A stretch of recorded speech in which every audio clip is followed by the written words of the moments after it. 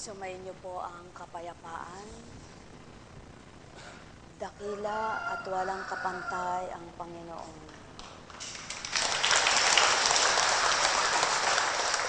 Kamusta po? Sa unang buhay mo, hindi mo iniisip na magaganap sa iyo yan, ano? Si Apo Conching di kaganap kilala. Subalit, Espiritu, kilalang kilala ka. Apo. Kaya nga sa unang buhay mo, Apo, di mo alam nangyari sa iyo yan. Di po ba? Apo. Taas mo nga yung kamay mo isa. Ito.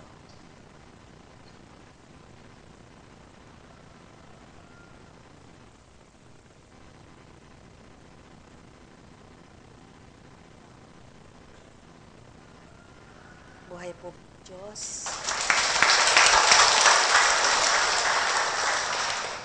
Kaya nga po ang tao, kahit na sabihin mong milyonaryo ka, milyonarya ka, pinakamahalaga po yung pagkilala, pagtanggap sa Ama. Hindi po ba? Para na sa gayon, ano man ang sapitin mo, masaya pa rin ang puso mo. Hindi po ba? Katulad mo na bypass operation ka na, pero nandiyan pa rin yung sakit, di ba? Pinatunayan lang sa iyo ng Ama na kahit anong gawin dito sa lupa, may artificial. Subalit iba pa rin yung kanyang normal. Di po ba? Yung mga bypass operation, nagkakaroon po ulit yan. Nauulit yan.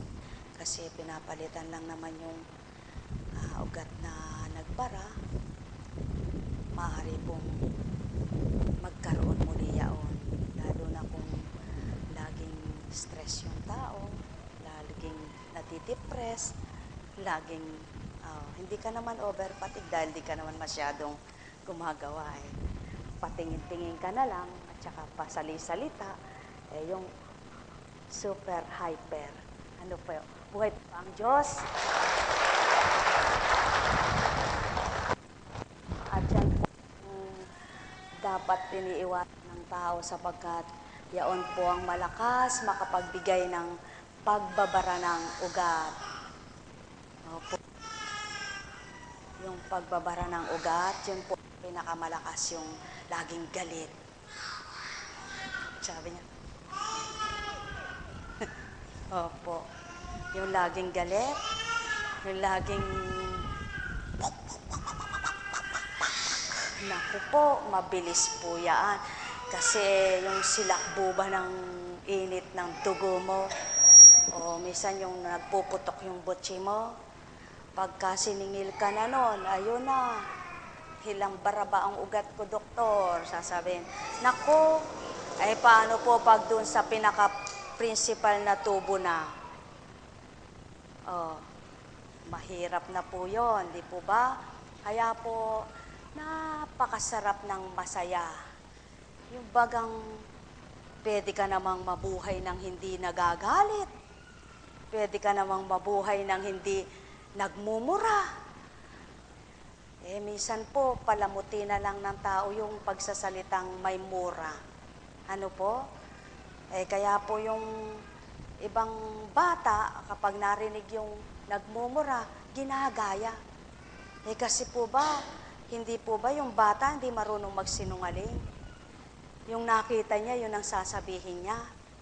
Kapag narinig yun sa lolo, tutularan yon. Hindi po ba? Kaya pag mabuti yung ginawa, mabuti tutularan.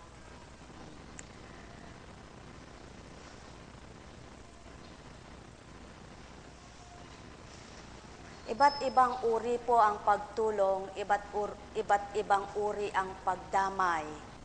Iba't iba ang gampanin ng tao. Merong binahagi na ng kaya yumaman para mamahagi. Meron naman pong kahit yumaman, wala siyang makam. Meron naman pong kakaramputang kabuhayan, subalit patuloy siyang dumadamay sapagkat nasa udyok po yaan ang kalooban mo. Yung po bang panawagan sa iyo ng Diyos. Meron naman pong binigyang karapatang mangaral, kaya lamang po sa pangangaral mayroon namang lumalabis dahil alam niya ang lahat, labis ng mangusap, labis ang pangangaral niya, hindi naman kayang gawin sa kanyang katauhan yung mga inaaral niya. Meron naman pong nanggagamot, iba't iba po ang kaloob ng Espiritu Santo, ng Espiritong Banal. Kaya lamang bawat pagtanggap, nasa sa iyong tumanggap kung paano mo pang hahawakan. Walang pinagkaiba kung military ka, may sandata ka, lalo't kung mataas ang posisyon mo, mayroong matapang, ginagamit yung pagkamilitary, kahit hindi tamang manakit siya, sinasaktan yung kapwa niya. Mayroong pong ganun, di po ba? Mayroong hindi naman niya kasalanan dahil mayroon lang po siyang kinakampihan. Kahit walang kasalanan dahil yung kinampihan niya mali, sige pa rin siya atas-atas siyang manakit doon sa hindi naman dapat sinasaktan. Ganyan po ang buhay sa lupa. Subalit ang Ama, habang hindi niya nakikita ang katotohanan, kahit na anong sabihin ng manalangin yung tao, halimbawa nanalangin, Panginoon, parusahan mo si Pedro kasi sinaktan niya ako. Hindi ka naman agad pakikinggan dahil nakikita naman niya kung sinong tama sa inyo ni Pedro. Panginoon, sumpain mo po si Juan kasi ako po ay sinaktan niya. Hindi pagdaka nakikinig ang Ama sapagkat nakikita niya kung totoong sinaktan ka ni Juan. Ganyan po ang paghatol ng Ama. Hindi katulad ng tao na kapag may nagsumbong sa kanya dahil mahal niya o kampis siya doon, ay pakikinggan niya agad ang nagsumbong sa kanya. Dahil pinagmamalasakitan niya, pagdaka agad ay gagantihan niya. Iba po ang Ama. Hindi siya katulad ng tao. Nagsusuri muna siya bago niya binibigay ang kahatulan sa mga anak niya. Iba po ang pagkilos niya. Walang nakakakita kahit na sino sa kanyang gagawin at kaparaanan. Ang tao, makikita mo kahit anong ginagawa niya kung kasama mo siya, kung kapitbahay mo siya, o nakikita mo nasa daan. Nakikita mo kung may dadamputin siya. Nakikita mo kung kakain siya. Nakikita mo kung umiinom siya. Makikita mo kung anong bagay ang gagawin niya. Subalit ang Ama, hindi po makikita ng tao kung ano ang ginagawa niya.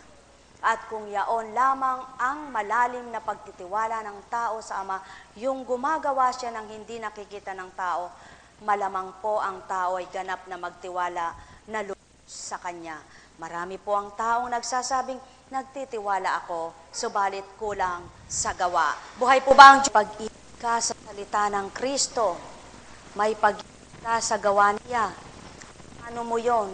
Pakikilala na minamahal mo, iniibig mo ang salita ng Kristo at ang gawa niya.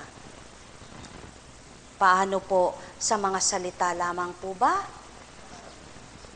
Sa gawa, mga minamahal ko, sapagkat kaya mong sabihin kahit kaninong tao, iibig kita. Nagmamalasakit ako sa iyo.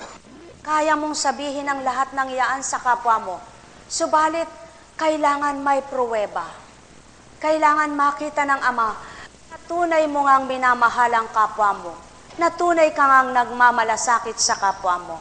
At yun ang layon ng Espiritu. Yaong ipabatid sa iyo kung paano ang tamang pagmamahal, ang tamang paglingap, ang tamang pag-aaruga at tamang pagtanggap. Buhay po ba ang Diyos?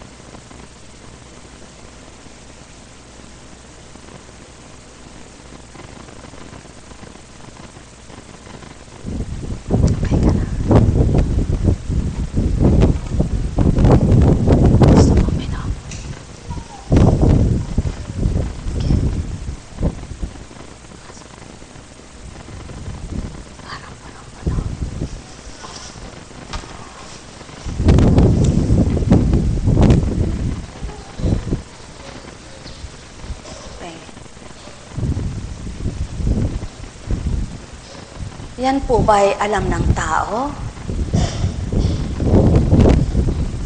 Yan po ba ay nadarama ng tao? Pero ang Espiritu po, kapag tinitigan ka, alam kong may problema ka, alam kong hirap na hirap ka sa dinadala mo. Kung ikaw ba ay busog, kung ikaw ay gutom, kung ikaw ay hirap na hirap sa pag-iisip, kung ikaw ay hirap sa mga bagay na di mo naman dapat ginagawa,